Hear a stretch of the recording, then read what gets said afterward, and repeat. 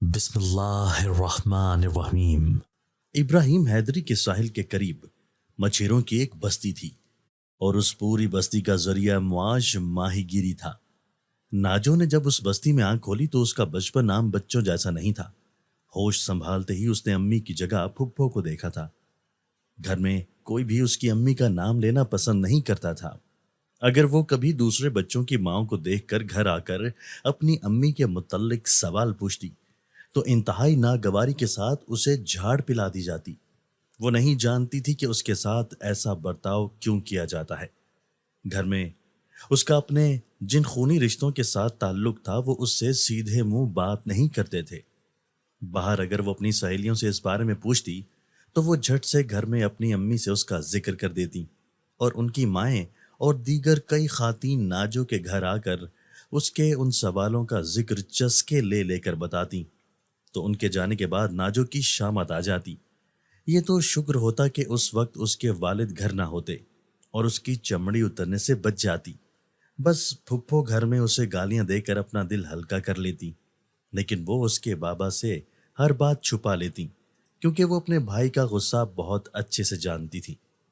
وہ یہ بھی جانتی تھی کہ وہ ناجو کی ماں سے شدید نفرت کرتے تھے اور اس کے نام پر اس پر دیوانگی چھا جاتی۔ اس کی پھپھو جمیلہ اسے کتنی بار یہ باتیں سمجھا چکی تھی کہ امی کا ذکر کسی کے ساتھ نہیں کرنا، لیکن چونکہ وہ بچی تھی اور جب دوسروں کی ماؤں کو اپنے بچوں سے پیار کرتا ہوا دیکھتی تو اپنے اندر اٹھنے والے سوالوں کو روک نہ پاتی۔ ناجو خود بھی اس ذکر سے چڑنے لگی تھی اور ابا کے ڈر سے اور غصے سے الجھنے بھی لگی تھی۔ اس کے والد بھی ایک مچھیرے تھے جو سمندر میں کئی کئی دن تک اپنا رزق تلاش کرتے ہوئے لوٹتے، اور کبھی کبھی تو جب سارا دن باوجود کوشش کے مچھلی ہاتھ نہ لگتی تو وہ سرے شام ہی لوٹ آتے۔ ان کے پاس اپنی ایک چھوٹی سی کشتی تھی جو قدرے پرانی تھی لیکن اچھی حالت میں تھی۔ وہ اس کا خیال اپنے بچوں کی طرح کرتے تھے۔ وہ فطرتاً کم گو تھے یا امی کے جانے کے بعد ایسے ہو گئے تھے، اس کی سمجھ میں کبھی نہ آتا۔ دادا اس کی پیدائش سے پہلے ہی فوت ہو گئے اور دادی اس کے پیدائش کے کچھ عرصے بعد، تو پھپھو نے اس کی امی کے گھر سے بھاگ جانے کے بعد ناجو کو اپنی گود میں لے لیا اور چپ چاپ اس کی پرورش کرنے لگی۔ وہ خود بھی دکھوں کی ماری تھی۔ شادی ہو کر جس گھر گئی تو 1 ماہ بعد ہی بیوہ ہو کر دوبارہ ماں باپ کی دہلیز پر آ گئی۔ مچیروں کی بستی میں بیٹی کو بیاہنا کوئی بہت آسان کام نہ تھا۔ یہاں حالات بالکل کسانوں جیسے تھے۔ جس طرح ان کی فصل پکنے اور منڈیوں میں بیچ کر پیسہ ہاتھ میں آنے کے بعد ان کے گھروں کی بیٹیوں کے ہاتھ پیلے ہوتے تھے، اسی طرح مچیروں کی زندگی میں بھی مچھلی کو بیچنے کے بعد حاصل ہونے والی رقم سے ہی بیٹی بیاہی جاتی تھی، اور اگر بدقسمتی سے ان پیسوں کا انتظام نہ ہوتا تو ساری زندگی ماں باپ کی دہلیز پر بیٹھی رشتوں کے انتظار میں اپنے بالوں میں چاندی اترتے بے بسی سے دیکھتی رہتی۔ ایسے میں جمیلہ کے والدین کے لیے جوان جہان بیٹی کا بوجھ ڈھونا کوئی آسان کام نہ تھا، لیکن اپنے اکلوتے بیٹے سلیم کی ہمت اور دن رات کی محنت نے انہیں اس قابل کر ڈالا کہ وہ عزت کے ساتھ اپنی بیٹی جمیلہ کو اگلے گھر بیا سکیں۔ لیکن 1 ماہ بعد ہی بیٹی کی بیوگی نے ان پر جیسے قیامت ہی توڑ ڈالی۔ ان کا خاوند یہ صدمہ برداشت نہ کر سکا اور فوت ہو گیا۔ والدہ نے اپنی جوان بیٹی کے اس غم اور بستی میں پھیلی اس کی نحوست کے چرچے کو بڑے دل گردے سے سہا اور برداشت کرتی چلی گئیں۔ اس کے علاوہ ان کے پاس اور کوئی چارہ بھی تو نہ تھا۔ سسرال والوں نے اس کا جہیز بھی واپس نہ کیا، نہ ہی حق مہر کی رقم دی۔ ان کے بیٹے سلیم نے بولنا چاہا تو والدہ نے انہیں چپ کرا دیا، کیونکہ وہ نہیں چاہتی تھیں کہ یہ تنازع ان کے بیٹے کو کہیں شدید نقصان نہ پہنچا دے۔ وہی تو ان کا واحد آسرا ہے جو گھر کی دال روٹی چلاتا رہا تھا، اور وہ عورتیں چھت تلے عزت سے روٹی کھاتی تھیں، اسی لیے انہوں نے صبر کر لیا۔ وقت گزرتا چلا گیا اور انہیں اس غم کے ساتھ جینے کی عادت سی ہو گئی۔ پھر کچھ عرصے بعد انہوں نے اپنے بیٹے سلیم کی شادی کی، لیکن بیٹے کی شادی بھی انہیں راس نہ آئی اور ان کی زندگی کی سب سے بڑی غلطی بن گئی۔ ان کی بہو انتہائی نکچڑھی اور کام چور تھی۔ شروع میں گھر والے یہ سوچتے رہے کہ نئی نویلی دلہن ہے، اس لیے بھاگ بھاگ کر والدین کے گھر جاتی ہے، تو اس کی ساس انہیں نہ ٹوکتی، لیکن شادی کے سال بعد بھی بہو کا یہی وتیرہ رہا تو وہ بے حد پریشان ہو گئی کہ بہو کے چونچلے کم ہونے کا نام ہی نہیں لے رہے۔ وہ روایتی ساس نہ تھی، اپنی جوان بیٹی کا غم دیکھ کر بیٹھی تھی، اس لیے وہ اپنی بہو کے لیے سخت مزاجی پیدا ہی نہ کر پائی، اور اسی بات کا فائدہ ان کی بہو اٹھا رہی تھی۔ بہو کے دل سے ساس کی روک ٹوک کا ڈر وقت سے پہلے ہی ختم ہو چکا تھا۔ اسی وجہ سے جب وہ میکے جاتی تو کئی کئی دن تک سسرال واپس نہ آتی، لیکن جب وہ امید سے ہوئی تو اس کی ساس نے اسے میکے جانے سے روکا، لیکن وہ نہ رکی، بلکہ اسے اس روک ٹوک سے کوئی فرق ہی نہیں پڑا۔ اور پھر انہیں اچانک حمل ضائع ہونے کی خبر ملی تو وہ بہو سے ملنے اس کے میکے گئیں، اور یہ دیکھ کر حیران رہ گئی کہ وہاں کسی کے چہرے پر کوئی پریشانی ظاہر نہ ہو رہی تھی، بلکہ گول مول باتیں کر کے جان چھڑائی جا رہی تھی۔ ان کی والدہ روتے ہوئے گھر آ گئی اور اللہ کی رضا سمجھتے ہوئے صبر کی چپ اپنے ہونٹوں پر اوڑھ لی۔ 2 ماہ میکے رہنے کے بعد بہو گھر آئی، اور پھر 1 ماہ بعد ہی پتہ چلا کہ وہ پھر حمل سے ہے، تو دوبارہ میکے جانے کے لیے پرتونے لگی۔ لیکن اس بار اس کی ساس نے روایتی انداز اختیار کرتے ہوئے بہو کو قطعاً ڈھیل نہ دی اور میکے جانے سے روک دیا، تو اس نے اپنے خاوند کو روتے ہوئے اپنی مٹھی میں کر لیا۔ سلیم چونکہ اپنی بیوی کی خوبصورتی سے بے حد متاثر تھا، اس نے اپنی بیوی کو خوش رکھنے کے لیے میکے جانے کی اجازت دے ڈالی۔ ماں نے جب اسے تیاری کرتے دیکھا تو غصے میں آ گئی۔ اس سے پہلے کہ کوئی بدمزگی ہوتی سلیم گھر داخل ہوا۔ بے وقت سلیم کو گھر آتا دیکھ کر ان کا ماتھا ٹھنکا، اور جب سلیم نے اس کے کپڑوں سے بھرا بیگ اٹھایا تو والدہ سامنے آ کر کھڑی ہو گئی اور غصے سے بولی، یہ سب کیا ہو رہا ہے سلیم؟ یہ کیوں اس حالت میں میکے جا رہی ہے؟ یہاں کس بات کی کمی ہے؟ شروع کے دن ہے، آرام سے گھر پر گزارے، اس حالت میں دور کا سفر اچھا نہیں ہوتا۔ لیکن بہو کی جگہ اس بار بیٹے کو بولتے دیکھ کر ماں ہکا بکا رہ گئی۔ سلیم نے 2 ٹوک لہجے میں کہا کہ امی، یہ پرانے زمانے کی باتیں ہیں، سفر سے کچھ نہیں ہوتا، اور یہ کہہ کر وہ اپنی بیوی کو لے کر گھر سے نکل گیا۔ بیٹے کے بدلتے تیور نے ماں کو بہت کچھ سمجھا دیا، اور وہ آبدیدہ نظروں سے آسمان کی طرف دیکھ کر آہ بھرتے ہوئے چپ ہو گئیں۔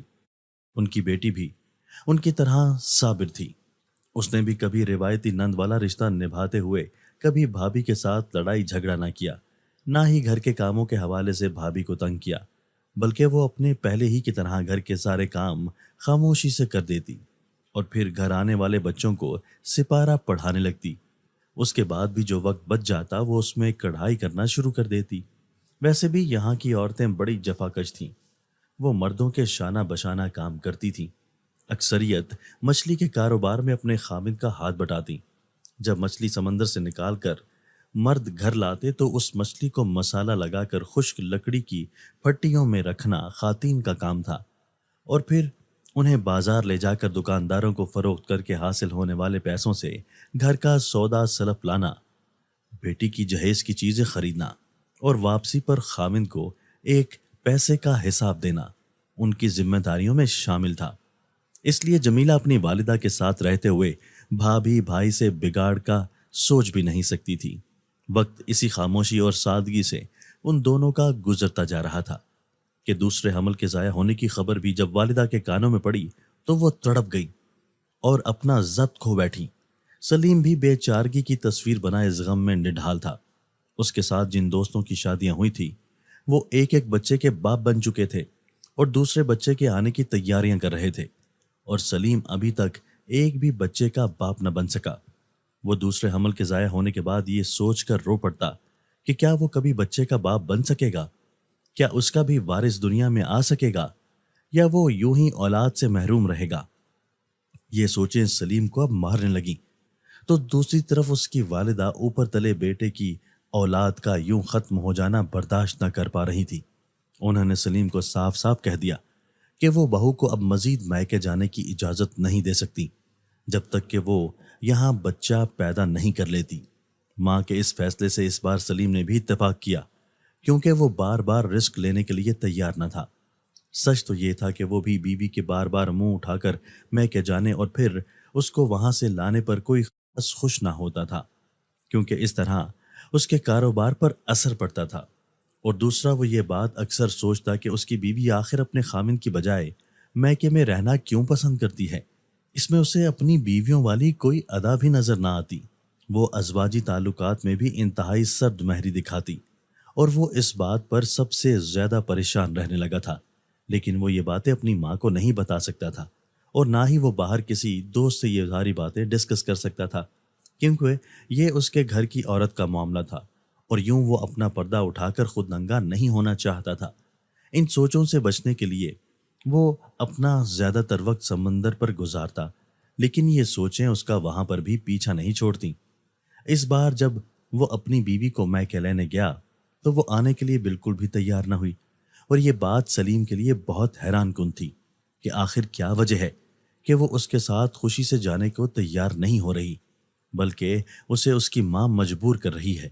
شادی شدہ لڑکیاں تو شکر کرتی ہیں کہ اگر انہیں سسرال سے خامند یا ساس لینے کے لیے آئیں، اور وہ ان کے آنے کے انتظار میں ہلکان ہوئی پھرتی ہیں، لیکن یہاں تو حالات ہی کچھ اور ہیں کہ اس کی بیوی میکے آنے کے لیے جتنا تڑپتی تھی اتنا سسرال جانے کے لیے نہیں، حالانکہ اسے لینے کے لیے اس کا خامند اپنا سارا کام کاج چھوڑ کر آتا تھا۔ بالآخر کسی نہ کسی طرح اس کی بیوی اس کے ساتھ جانے پر رضامند ہوئی، لیکن اس کا منہ بدستور پھولا ہی رہا۔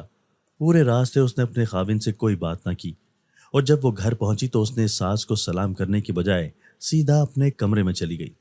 ساس بہو کا یہ رویہ دیکھ کر خاموش ہو گئیں، لیکن سلیم کو بہت برا لگا۔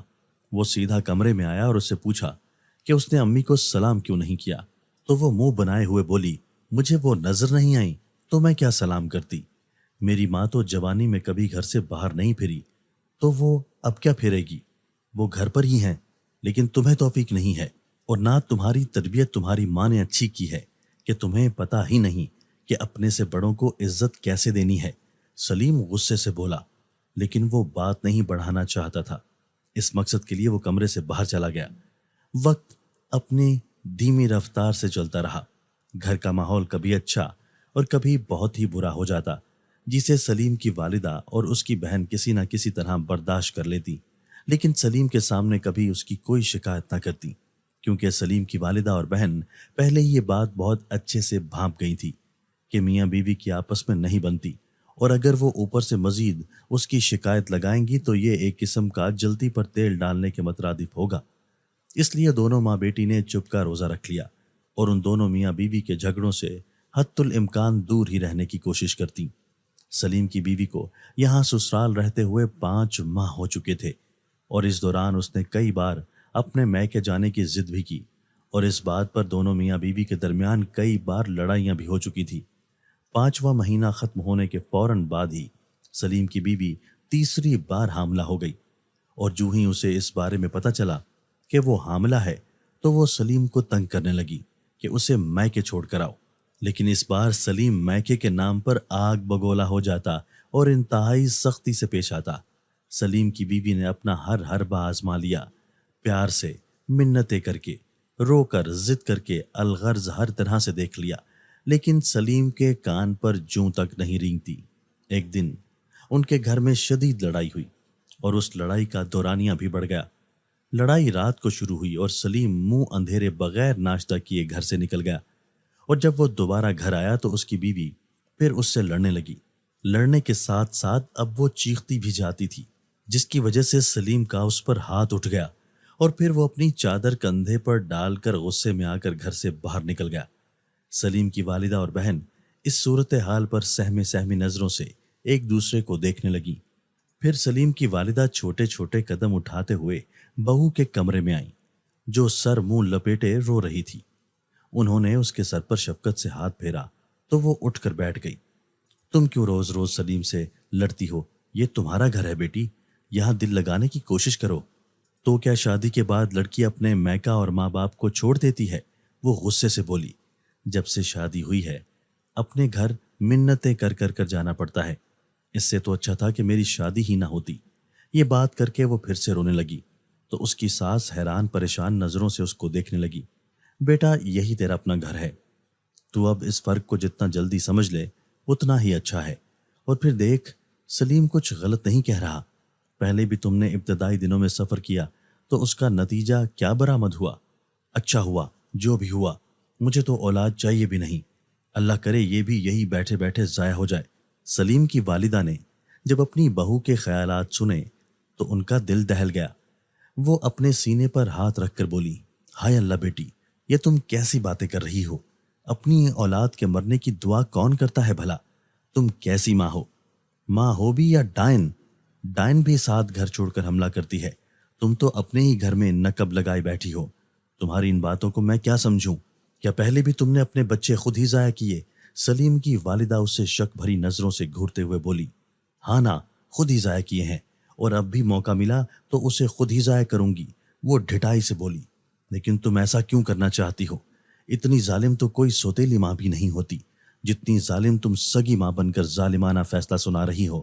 سلیم کی والدہ کا دل تیزی سے دھڑکنے لگا۔ وہ اس عمر میں کوئی بری خبر مزید سننے کے لیے ذہنی طور پر تیار نہ تھی۔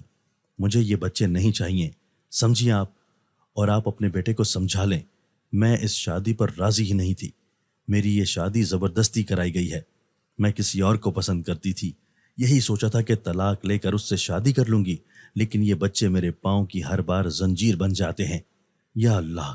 سلیم کی والدہ اتنا خوفناک سچ سننے کے بعد اٹھ کر کھڑی ہو گئی اور سینہ کو بھی کرنے لگی۔ تو کیا اس سے پہلے جو 2 حمل ضائع ہوئے وہ تم نے خود کروائے؟ اپنی ساس کے سوال کو سن کر وہ چپ رہی تو سلیم کی والدہ نے اسے کندھوں سے پکڑ کر جھنجھوڑا۔ میں سچ جاننا چاہتی ہوں اور مجھے اس بات کا جواب دے۔ لیکن وہ گونگی لڑکی کی طرح چپ چاپ کھڑی رہی تو سلیم کی والدہ اپنی بہو کی ڈھٹائی دیکھ کر سر پکڑ کر چارپائی پر بیٹھ گئی۔ کھڑکی سے باہر کھڑے ہو کر سلیم ساری باتیں سن چکا تھا۔ وہ اتنے بڑے دھوکے پر غصے سے آگ بگولا ہو گیا اور کلہاڑی اٹھا کر اندر آیا تو اس کی ماں نے اپنے سر سے چادر اتار کر اپنے بیٹے کے پاؤں میں ڈال دی۔ اسے کچھ مت کہو، تجھے رب کا واسطہ کیوں اس کے خون سے اپنے ہاتھ رکھتا ہے؟ لوگ کیا کہیں گے کہ نہ بیٹی کا گھر بسا نہ بیٹے کا، بلکہ بیٹا جیل پہنچ گیا۔ تیرے بعد تیری جوان بہن کا کیا ہوگا؟ یہ بھی تو سوچ۔ سلیم کی والدہ نے اس کے سامنے ہاتھ جوڑے اور روتے ہوئے کہا۔ اتنے میں جمیلہ اندر آئی اور دروازہ بند کر دیا۔ خدا کے لیے آہستہ بولیں، باہر تک آواز جا رہی ہے۔ لیکن جو ہی اس کی نظر کلہاڑی پر پڑی تو وہ تھر تھر کانپنے لگی۔ ماں کو روتا اور بہن کو ڈرتا دیکھ کر اس نے کلہاڑی دور پھینک دی۔ سلیم ایک فرما بردار بیٹا تھا۔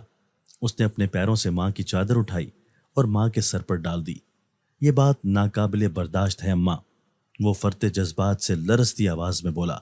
آج ہم چھپا لیں گے، کل ان باتوں کو کیسے چھپائیں گے؟ اور میں کب تک اس کے ساتھ نبھا کروں گا؟ کیا شادی ایسے نبھائی جاتی ہے؟ اس کی آنکھوں میں اپنی والہانہ محبت کی کرچیاں نمی کی صورت میں باہر آنے لگیں، جسے اس نے بے دردی سے اپنی آستین سے پونچھ ڈالا۔ اماں، اس سے کہیں کہ یہ ابھی یہاں سے چلی جائے۔ سلیم غصے سے دھاڑا تو اس کی والدہ نے اس کے منہ پر ہاتھ رکھ دیا۔ نہیں سلیم، ابھی نہیں، اس کی کوکھ میں تیرا وارث ہے، یہ اسے خیریت سے جنم دے اور پھر جہاں جانا چاہتی ہے چلی جائے۔ سلیم اپنی ماں کی بات سنتے ہی باہر نکل گیا اور اس نے اپنا کمرہ بھی الگ کر لیا، لیکن وہ بیوی کی تمام ضروریات کا خیال پہلے سے بھی بڑھ کر رکھنے لگا۔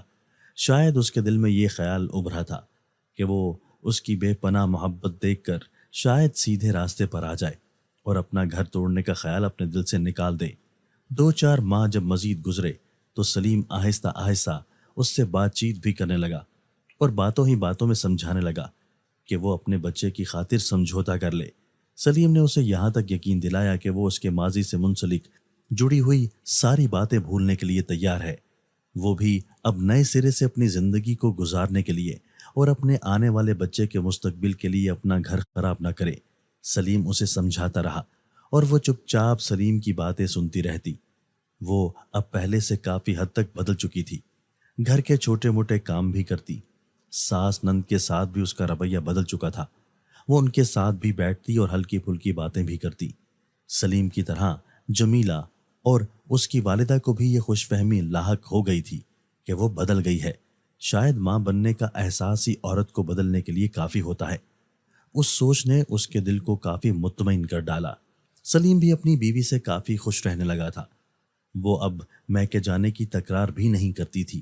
وہ اکثر اپنے بچے کی خیریت سے دنیا پر آنے کی دعا کرنے کے لیے بستی کے قریب ہی ایک مزار پر ہر ہفتے جانے لگی تو اس کی ساس بہت خوش ہوئی کہ اب اس کے اپنے بچے کی طلب دل میں پیدا ہو گئی ہے۔ یقیناً یہ رشتہ قائم ہی رہے گا۔ شروع میں مزار پر اس کی ساس یا نند ساتھ جاتے تھے، اور پھر اس کے بعد وہ کئی بار اکثر اکیلے ہی مزار پر چلی جاتی، اور یہاں پر چھپ کر وہ اپنے محبوب سے ملتی، جو سر پر چادر اوڑھے مزار سے کافی فاصلے پر بیٹھا رہتا۔ مزار کے لوگوں نے یہ بات کئی بار نوٹ کی، لیکن پھر وہ چپ ہی رہے۔ حمل کے 9 ماہ مکمل ہونے کے بعد اس نے ایک بیٹی کو جنم دیا۔ سلیم اور اس کی والدہ وارث کے آنے کی امید لگائے بیٹھے تھے، لیکن پھر بیٹی کی پیدائش کو اللہ کا لکھا مان کر قبول کر لیا۔ بچی کی پیدائش کے تیسرے ہفتے بعد ہی بہو ایک دن مزار پر جانے کے لیے ایسی نکلی کہ پھر گھر لوٹ کر نہ آئی۔ وہ صبح 10 بجے نکلی تھی اور اب دن کے 4 بج رہے تھے۔ سلیم کی والدہ مزار پر جب گئی تو انہیں پتہ چلا کہ ان کی بہو یہاں آتی ضرور تھی، لیکن مزار کے اندر نہیں بلکہ مزار سے کافی فاصلے پر جھاڑیوں میں ایک شخص سے ملتی تھی، جو کالا لباس پہنتا تھا اور کالی چادر سر پر اوڑھے رکھتا تھا۔ اس کا چہرہ کسی نے نہیں دیکھا، لیکن آنکھوں سے وہ کوئی جوان مرد لگتا تھا، اور آج بھی جب وہ آئی تو اس شخص کے ساتھ کہیں چلی گئی۔ یہ سننا تھا کہ سلیم کی والدہ کے پیروں تلے سے زمین نکل گئی، ان کے جسم پر کپکپی طاری ہو گئی اور آنکھوں کے گرد اندھیرا چھا گیا، تو وہ وہیں زمین پر بیٹھ گئیں، اور پھر جب تھوڑی دیر بعد حواس بہتر ہوئے تو تیزی سے گھر کی طرف گئیں، اور گھر میں داخل ہوتے ہی ان کا تمام ضبط ختم ہو گیا اور وہ رونے لگیں۔ جمیلہ اور سلیم بھاگتے ہوئے ان کے پاس آئے اور ان کے رونے کا سبب پوچھنے لگے، تو کافی دیر تک تو ان سے بولا ہی نہیں گیا، اور جب ان کی زبان نے ان کا ساتھ دیا تو فقط اتنا ہی کہا کہ وہ بھاگ گئی۔ یہ بات سنتے ہی سلیم اور جمیلہ پر قیامت ٹوٹ پڑی۔ سلیم فوراً بھاگ دوڑ کرنے لگا اور اپنے تمام دوستوں کو لے کر مزار اور ارد گرد کے علاقوں کو سرچ کرنے لگا۔ وہ بستی کی بڑی روڈ پر بھی آئے اور یہاں موجود بس اڈے سے بھی انہوں نے معلوم کرنے کی کوشش کی، لیکن کچھ پتہ نہ چل سکا۔ بالآخر سلیم اسی وقت اپنی بیوی کے میکے گیا تو وہاں پر بھی وہ نہ تھی۔ سلیم سر پکڑ کر وہیں پر بیٹھ گیا تو گویا وہ اپنے یار کے ساتھ بھاگ گئی ہے۔ اس کا دل اس بے غیرتی پر زور زور سے دھڑکنے لگا اور خون جوش مارنے لگا، لیکن اب کیا ہو سکتا تھا؟ سانپ تو نکل چکا تھا، اب لکیر پیٹنے کا کوئی فائدہ نہیں۔ وہ نامراد خالی ہاتھ گھر لوٹا تو پتہ چلا کہ پوری بستی میں یہ خبر جنگل کی آگ کی طرح پھیل چکی ہے۔ وہ جاتے جاتے ایسی کالک اس گھرانے پر مل کر گئی کہ اس کے صدمے سے سلیم کی والدہ کو ہارٹ اٹیک ہو گیا اور ان کی موقع پر ہی ڈیتھ ہو گئی۔ سلیم جب بھی گھر سے باہر نکلتا تو چہمگوئیوں کا سلسلہ اس کے کان میں مکھیوں کی بھن بھناہٹ کی طرح محسوس ہوتا۔ وہ دوسروں سے نظر ملائے بغیر خاموشی سے سمندر پر اپنی کشتی لے کر نکل جاتا اور کئی دن گھر نہ لوٹتا، لیکن جب وہ گھر لوٹتا تو اپنی بہن جمیلہ کو ایک بات اس نے سختی سے کہی تھی کہ وہ ناجو کو اس کے سامنے نہ لایا کرے، ورنہ وہ اسے مار ڈالے گا۔ نہ جانے کیوں وہ اپنی معصوم بچی سے کبھی محبت پیدا نہ کر سکا۔ جمیلہ نے اسے کئی بار سمجھایا بھی کہ وہ ایسا نہ کرے، اس میں اس بچی کا کیا قصور ہے، لیکن وہ دل کے ہاتھوں اتنا مجبور ہو گیا کہ وہ چاہ کر بھی اسے پیار نہ کر پاتا، بلکہ جب بھی اس کی نگاہ ناجو پر پڑتی تو اسے اپنی بیوی کی بے وفائی یاد آنے لگتی، جس کی وجہ سے اس نے زمانے بھر کی رسوائی سہی تھی۔ ناجو آہستہ آہستہ بڑی ہونے لگی۔ اسے اس کی پھپھو جمیلہ نے بڑی محبت کے ساتھ پال پوس کر بڑا کیا۔ جب تک اس کی پھپھو اس کے ساتھ رہیں اسے کبھی بھی ماں کی کمی کا احساس نہ ہوا، لیکن یکایک اس کی پھپھو جمیلہ کا رشتہ ایک ایسے شخص نے مانگا جس کی بیوی کا انتقال کچھ عرصے پہلے ہوا تھا۔ سلیم نے ہاں کرنے میں دیر نہ کی اور اپنی بہن کے ہاتھ ایک بار پھر پیلے کر دیے۔ سلیم نے جب سے اپنی بہن کو بیاہ کر رخصت کیا تو اسے اس بات کا احساس اس کے جانے کے بعد ہوا کہ اس کا پورا گھر اور اس کی جوان ہوتی بیٹی تو اس کی بہن کی نگرانی میں تھی۔ اب ان سب چیزوں کا اور خاص کر اپنی جوان بیٹی کا خیال کون کرے گا؟ اس بات نے سلیم کو بہت پریشان کر ڈالا۔ جب اس کی بہن مکلاوے پر گھر آئی تو سلیم نے اس کے سامنے اپنا یہ مسئلہ رکھا کہ وہ اس کی خاطر گھر تو نہیں بیٹھ سکتا، بعض اوقات سمندر پر کئی دن لگ جاتے ہیں، ایسے میں اسے اکیلا تو نہیں چھوڑ سکتا۔ تو اس کی بہن جمیلہ نے اپنے بھائی سلیم کو فوراً یہ مشورہ دیا کہ وہ شادی کر لے، اس طرح وہ گھر کی طرف سے بھی مطمئن ہو جائے گا اور ناجو کی طرف سے بھی۔ لیکن سلیم کو اپنی بہن جمیلہ کی یہ تجویز پسند نہ آئی، اسے شادی سے نفرت ہو گئی تھی لیکن جمیلہ کے جانے کے بعد اسے متبادل کچھ بھی ایسا نہیں سوچ رہا تھا کہ جس سے وہ اپنے گھر اور بیٹی کی حفاظت کو عملی جامہ پہنا سکتا۔ بالآخر اس نے اپنی بہن کو یہ ٹاسک سونپا کہ وہ اس کے لیے کوئی خاتون ڈھونڈے۔ چنانچہ جمیلہ نے اپنے بھائی کے لیے لڑکی ڈھونڈنا شروع کر دی، اور بالآخر اسے اپنے ہمسائے میں ایک لڑکی بہت بھائی، اور اس نے اس کا ذکر اپنے بھائی سے کیا۔ سلیم کو بھلا کیا اعتراض ہو سکتا تھا؟ چنانچہ لڑکی والوں کے گھر رشتہ باقاعدہ بھیجا گیا، جسے لڑکی والوں نے فوراً ہی قبول کر لیا، اور 1 ماہ کے اندر اندر سلیم دوسری بیوی بہلایا، جو اس کی پہلی بیوی کی طرح حسین و جمیل تو نہ تھی، لیکن سگڑ تھی۔ آتے ہی اس نے پورے گھر کو سنبھال لیا، گھر کے کام کاج میں بھی تیز تھی، اس کے ساتھ ساتھ وہ خامند کے کاموں میں بھی اس کا ہاتھ بٹانے لگی، جس کی وجہ سے سلیم کی مشقت کافی حد تک کم ہو گئی۔ جال بننے سے لے کر مچھلیوں کو مسالہ لگانے تک اس کی بیوی سکینہ اپنی مہارت کے اتنے ثبوت دے چکی تھی کہ سلیم اش کر اٹھا۔ لیکن ایک چیز بہت ہی خراب تھی کہ اس کی ناجو سے نہیں بنتی تھی۔ وہ اول تو ناجو کو گھر کا کوئی کام کرنے نہیں دیتی، اور وہ اگر کسی کام کو ہاتھ لگا دیتی تو وہ اس میں اتنے میخ نکالتی کہ ناجو وہ کام ادھورا چھوڑ کر پیر پٹکتے ہوئے وہاں سے چل دیتی۔ اس کی سوتیلی امی کے مائکے سے اگر کوئی آ جاتا تو وہ ان کے سامنے ناجو کی اتنی برائیاں کرتی کہ ناجو دن بدن خود سر ہوتی چلی گئی۔ اس وجہ سے جب اس کے مائکے والے گھر آتے تو ناجو گھر سے باہر نکل جاتی، اور جب تک وہ چلے نہ جاتے وہ گھر نہ آتی۔ بستی میں اس کی کسی کے ساتھ بھی کوئی خاص دوستی نہ تھی، تو اس کی بنیادی وجہ اس کی ماں کا ماضی تھا، جو اسے اس عمر تک آتے آتے پتہ چل چکا تھا۔ وہ بستی کے لوگ بھی اس کے ساتھ اپنی بیٹیوں کا میل جول پسند نہ کرتے تھے۔ وہ پہلے تو اپنے دل کی ہر بات اپنی پھپھو سے کر دیتی تھی، لیکن اب وہ بیاہ کر دوسری بستی میں چلی گئی تھی، لہٰذا وہ اپنا دل بہلانے کے لیے سمندر کی طرف چلی جاتی۔ بستی سے نکل کر وہ درختوں کے جھنڈ کی طرف جاتی، جو ساحل سمندر کے قریب تھا، اور یہ جگہ سنسان سی تھی۔ یہاں پر کوئی نہیں آتا تھا، اور وہ یہاں پر کبھی درخت پر چڑھ جاتی اور دور تک سمندر دیکھتی رہتی، یا پھر یہاں پر موجود ایک بڑے سے پتھر پر چڑھ کر بیٹھ جاتی۔ کبھی کبھی وہ گھر سے روٹی اور اچار بھی لے آتی اور یہاں بیٹھ کر کھانا کھاتی۔ ایک دن آسمان کالے بادلوں سے ڈھکا ہوا تھا کہ اچانک دروازے پر زوردار دستک ہوئی، تو ناجو دوڑ کر دروازے کی طرف گئی۔ جو ہی اس نے دروازہ کھولا تو سامنے سوتیلی امی کا بھائی کھڑا تھا، جو اسے عجیب سی نظروں سے دیکھتا ہوا گھر کے اندر داخل ہوا۔ سوتیلی امی اپنے بھائی پر نظر پڑتے ہی اس پر واری قربان جانے لگی، اسے فوراً کمرے میں لے گئیں، اور پھر اس کی آؤ بھگت کرنے میں کوئی کسر نہ چھوڑی۔ سوتیلی امی کا بھائی دبئی ہوتا تھا، جو مستقل یہیں آ گیا تھا، اور یہاں پر اس نے انجن والی کشتی خرید کر مچھلی پکڑنے کا کاروبار شروع کر ڈالا۔ کمرے سے آتی اونچی اونچی آوازوں سے ناجو کو اندازہ ہوا۔ وہ اپنے کمرے میں لیٹی ہوئی تھی کہ اچانک اس کا بھائی کمرے میں ایسے داخل ہوا جیسے یہ گھر اس کی ملکیت ہے اور یہ راجدھانی اس کی اپنی ہے۔ اسے اپنے کمرے میں دیکھ کر ناجو ایک دم سے اٹھ کر کھڑی ہوئی اور دوپٹہ سر پر لینے لگی۔ تو تم ناجو ہو؟ اس نے عجیب سے لہجے میں پوچھا، اور پھر بڑے دھڑلے سے اس کی چارپائی پر آ کر بیٹھ گیا۔ ناجو کو اس کا اپنے کمرے میں آنا اور پھر اپنی چارپائی پر بیٹھنا بہت برا لگا۔ وہ باہر جانے لگی کہ اس نے آگے بڑھ کر ناجو کی کلائی پکڑ لی۔ وہ اس کی اس جرت پر حیران رہ گئی۔ وہ کچھ بولتی کہ اسی اثنا میں سوتیلی امی کمرے میں داخل ہوئی اور ایسے منہ کھول کر ناجو کی طرف دیکھنے لگی جیسے اس کے بھائی نے نہیں بلکہ ناجو نے ان کے بھائی کا ہاتھ پکڑا ہو۔ وہ بڑے عجیب انداز میں بولی کہ اے لڑکی، میرے بھائی کے ساتھ کیا کر رہی ہو اس اکیلے کمرے میں؟ ناجو کو پہلے تو کچھ سمجھ نہ آئی کہ وہ اپنے دفاع میں کیا بولے۔ ویسے بھی وہ کوئی اتنی تیز یا حاضر جواب لڑکی نہیں تھی۔ اس کی آنکھ میں آنسو آ گئے اور اس نے روندے ہوئے لہجے میں کہا کہ میں نے تو کچھ نہیں کیا، یہ خود ہی کمرے میں آ گئے ہیں۔ واہ بھائی تیری صفائیاں! اس کی سوتیلی امی ایک دم ہاتھ نچاتے ہوئے بولی، جس کی ماں گھر سے بھاگ گئی ہو اس کی بیٹی بھی چلی ہے صفائیاں دینے۔ واہ رے تیری قدرت!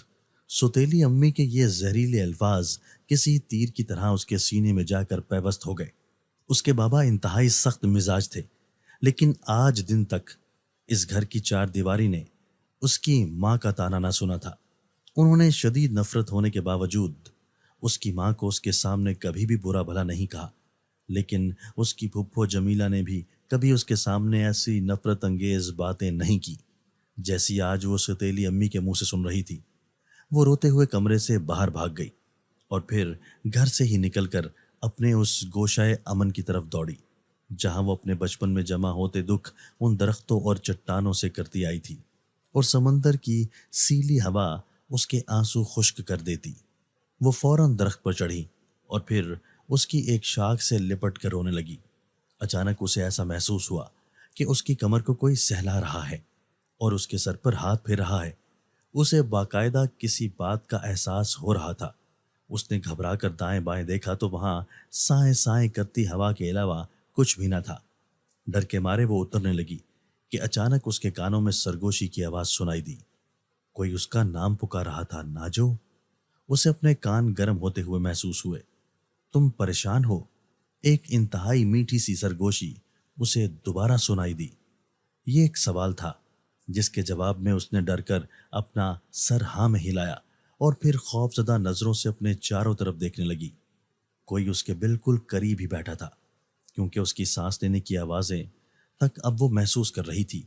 یہ تو حد تھی، لہٰذا اس نے اپنے ڈر کو بالائے طاق رکھتے ہوئے چھلانگ لگانے کے لیے ارادہ کیا ہی تھا کہ اس آواز نے اسے روک دیا۔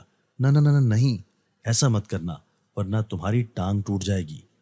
تو وہ مزید ڈر گئی اور وہیں پر شاخ کو پکڑ کر بیٹھ گئی۔ دیکھو، تمہیں مجھ سے ڈرنے کی ضرورت نہیں ہے۔ تم مجھے اپنا دوست بھی سمجھ سکتی ہو اور چاہو تو اپنے دل کی ہر بات مجھ سے کہہ سکتی ہو۔ تم کون ہو؟ ناجو نے ڈرتے ڈرتے ہوئے سوال کیا۔ تمہارے خیال میں کون ہو سکتا ہوں؟ اس کے لہجے میں ہلکی سی شرارت تھی۔ کوئی چڑیل یا بھوت؟ ناجو کے منہ سے فوراً نکلا تو وہ ہنسنے لگا۔ اس کی ہنسی بہت ہی دوستانہ تھی اور انتہائی سریلی کہ جیسے کوئی سریلا ساز بجا ہو۔ میں جن زاد ہوں اور میرا نام عالی شان ہے۔ تم مجھے علی کہہ سکتی ہو۔ علی؟ ایک سرسراتی آواز ناجو کے ہونٹوں سے نکلی۔ اس نام پر اس کے دل کے تار بجنے لگے۔ ڈر کا احساس بھی کچھ کم ہوا۔ کیا تمہیں مجھ سے اب ڈر لگ رہا ہے؟ عالی شان نے اس کے ہاتھوں کو چھوا جس کی کپ کپاہٹ ایک دم سے رک گئی۔ ناجو نے نفی میں سر ہلایا لیکن اس کے دل کی دھڑکن تیز تھی۔ میں تمہارے دکھ سے واقف ہوں ناجو۔ تمہاری ساری باتیں جو تم ان درختوں اور چٹانوں سے کرتی ہو ان کا گواہ ہوں۔ اس سے پہلے تمہیں کبھی اس کا احساس دلایا نہیں، لیکن آج تمہیں شدت سے روتا دیکھ کر مجھ سے صبر نہ ہوا، اس لیے میں نے خود کو ظاہر کر ڈالا۔ اس ہمدردی پر دو چھوٹے چھوٹے آنسو ناجو کی آنکھوں سے نکل کر گالوں پر بہنے لگے تو یکایک وہ آنسو کسی نے اپنی انگلیوں کے پوروں سے سمیٹ لیے۔ یہ عالی شان کی انگلیاں تھیں۔ ناجو نے ان انگلیوں کا لمس محسوس کرتے ہوئے اپنی آنکھیں بند کر لیں۔ نہ جانے ایسا کیوں محسوس ہوا کہ دکھ اور پریشانیاں جیسے ہوا میں تحلیل ہو گئی ہوں۔ رویا مت کرو ناجو، بھلا رونے سے بھی مسئلہ کا حل نکلتا ہے کیا؟ عالی شان نے اسے تسلی دیتے ہوئے کہا تو ناجو نے اس کی بات پر سر ہلاتے ہوئے اپنا چہرہ جھکا لیا۔ مغرب کی اذان شروع ہو چکی تھی۔ مجھے چلنا چاہیے، اس نے سر اٹھا کر دائیں بائیں دیکھتے ہوئے کہا تو عالی شان نے اس کا ہاتھ پکڑا اور ایک دم سے اڑتا ہوا اسے زمین پر لے آیا۔ ناجو کے پاؤں زمین پر لگے تو اسے اپنا سر گھومتا ہوا محسوس ہوا۔ ارے واہ، آج تو میں ایک ہی جست میں نیچے آ گئی۔ وہ بچوں کی طرح تالیاں مارتے ہوئے خوش ہو کر بولی تو عالی شان کو اس کی اس ادا پر ہنسی آ گئی۔ پھر وہ اسے دور جاتا ہوا دیکھتا رہا، لیکن مڑنے سے پہلے ناجو کی اور پھر گردن گھما کر پیچھے کی طرف دیکھا تو خوف کی وجہ سے اس کے بازوؤں کے رونگٹے کھڑے ہو گئے۔ کیا میں اتنی باولی ہو گئی ہوں کہ اب جنوں اور بھوتوں سے باتیں کرنے لگی ہوں؟ اس نے ہلکی سی چپت اپنے سر پر ماری اور پھر ہنستے ہوئے آگے بڑھ گئی۔ شام کے سائے دھیرے دھیرے پھیل رہے تھے۔ سمندر سے آتی مچھلیوں کی آس فضا میں پھیلی ہوئی تھی، لیکن آج وہ اپنے علاقہ سے بالکل بے نیاز ہو کر عالی شان سے ملاقات پر مسکراتے ہوئے جب وہ گھر میں داخل ہوئی تو سامنے برآمدے میں اپنے باپ کو انتہائی غصے سے کھڑا دیکھا تو اس کے رونگٹے ایک بار پھر کھڑے ہو گئے۔ پوچھیں اس سے اپنے کس یار سے مل کر آ رہی ہے؟ اس کی سوتیلی ماں کی انتہائی زہریلی آواز جب ناجو نے سنی تو اس بار اسے رونا نہیں آیا، بلکہ انتہائی باغیانہ انداز میں وہ اپنی سوتیلی ماں کی آنکھوں میں آنکھیں ڈال کر کھڑی ہو گئی۔ آپ کو شرم نہیں آتی ہے ایسی باتیں کرتے ہوئے؟ ناجو انتہائی دلیری سے بولی، کیونکہ اسے پتا تھا کہ اس کا باپ کھڑا ہے، اس کا دفاع کرے گا۔ لیکن اس سے پہلے کہ وہ کچھ اور بولتی، اس کے باپ نے آگے بڑھ کر اس کے بازو کو زور سے دبوچا کہ وہ کرا اٹھی، اور پھر دونوں ہاتھوں سے زوردار تھپڑ اس کے منہ پر دے مارا۔ ناجو اپنے گال پر ہاتھ رکھے ہوئے بے یقینی سے اپنے باپ کو دیکھنے لگی، جس نے آج پہلی بار کسی دوسرے کے کہنے پر آ کر اس پر ہاتھ اٹھایا تھا۔ ہاتھ اٹھانے کی تکلیف اتنی محسوس نہ ہوئی جتنی اس کے باپ کا خود پر شک اسے آدھ موا کرنے لگا۔ بابا! اس کے منہ سے اپنے باپ کا نام ایک سسکی کی صورت نکلا، اور پھر وہ تڑپتے ہوئے اپنے کمرے کی طرف بھاگی۔ وہ دھاڑے مار مار کر رونے لگی۔ اسے اپنی زندگی میں بہت سارے رشتے یاد آنے لگے، دادی، پھپھو اور امی۔ امی کے نام پر اس کے آنسو رواں ہو گئے اور ہچکی بندھ گئی تھی۔ امی، آپ کے نام کی سزا کب تک بھگتوں گی میں؟ آخر کب تک؟ آپ کی وجہ سے میرا بچپن تنہائی سے لڑتے لڑتے گزرا۔ میرے ساتھ کوئی نہیں کھیلتا تھا۔ لوگوں کی نظروں کی نفرت سہتے سہتے آج مجھے بھی بد چلن کہا جانے لگا۔ میں نہیں ہوں بد چلن، بد کردار، میرا کوئی یار نہیں ہے امی۔ وہ منہ پر ہاتھ رکھے روتی چلی جا رہی تھی کہ اچانک اسے خوشبو سی محسوس ہونے لگی۔ یہ بالکل ویسی ہی خوشبو تھی جو اسے درخت پر بیٹھے ہوئے محسوس ہو رہی تھی۔ وہ ایک دم سے اٹھ کر بیٹھ گئی۔ علی شان، علی!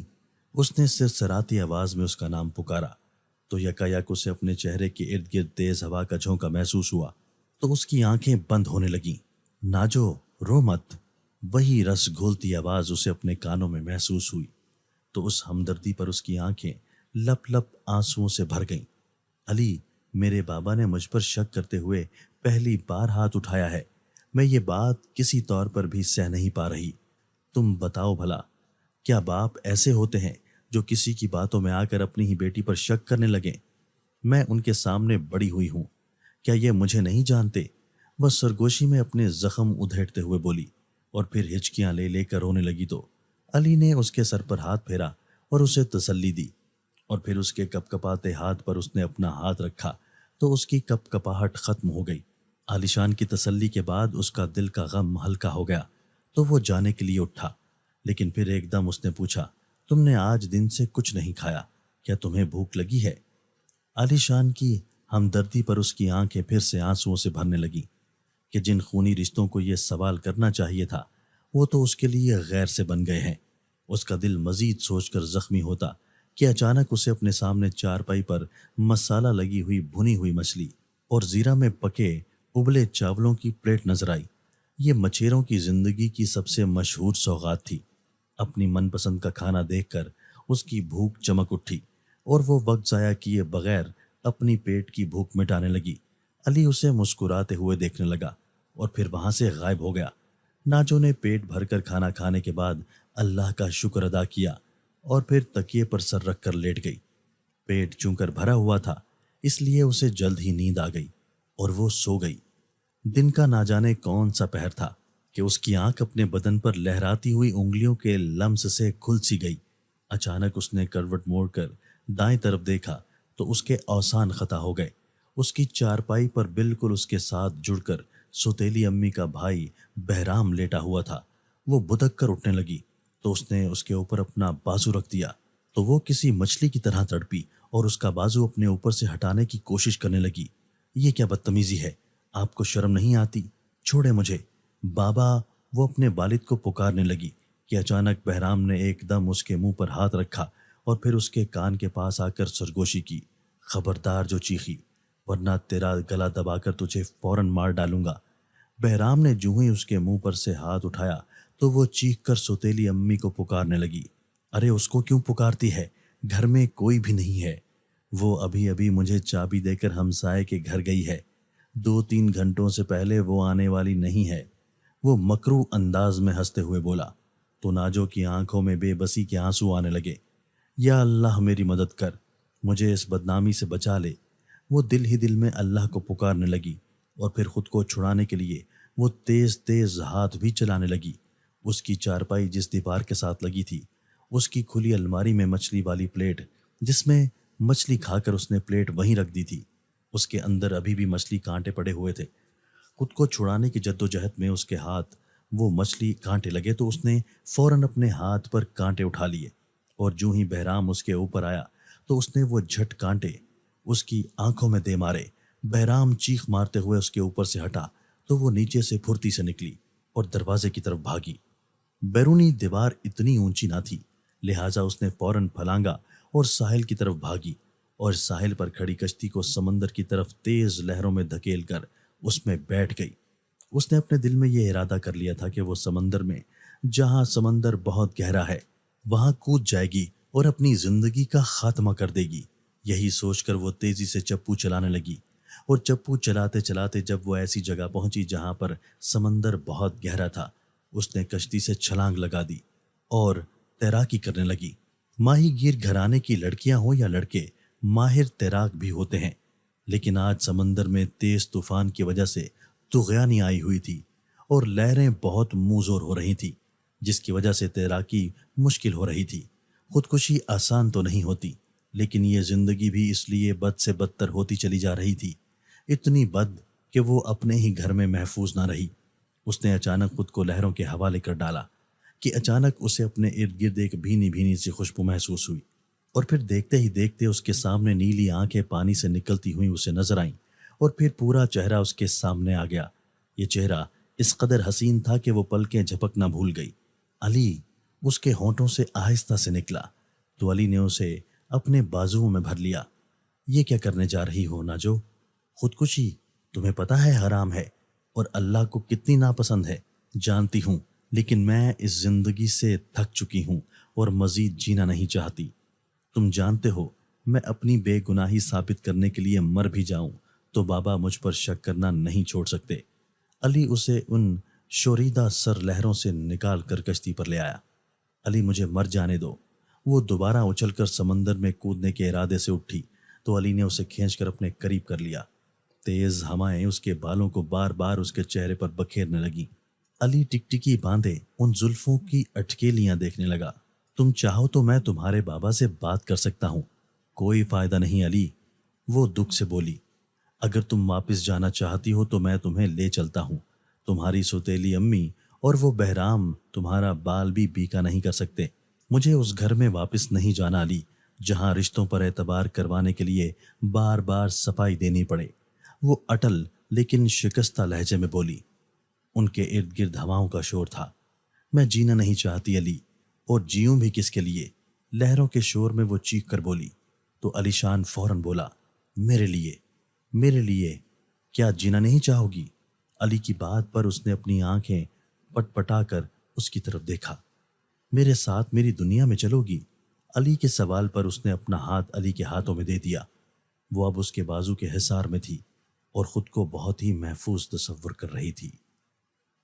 دوستو، اگر آپ کو آج کی ہماری یہ ویڈیو پسند آئی ہے تو اسے لائک کیجئے اور اسے اپنے پیاروں کے ساتھ شیئر ضرور کیجئے گا۔ اور ہاں، اگر آپ نے ابھی تک ہمارا چینل سبسکرائب نہیں کیا تو ہمارا چینل سبسکرائب کر دیجئے اور بیل آئیکن بھی پریس کر دیجئے تاکہ ہماری ہر نئی آنے والی ویڈیو آپ کو بر وقت مل سکے۔ اللہ حافظ۔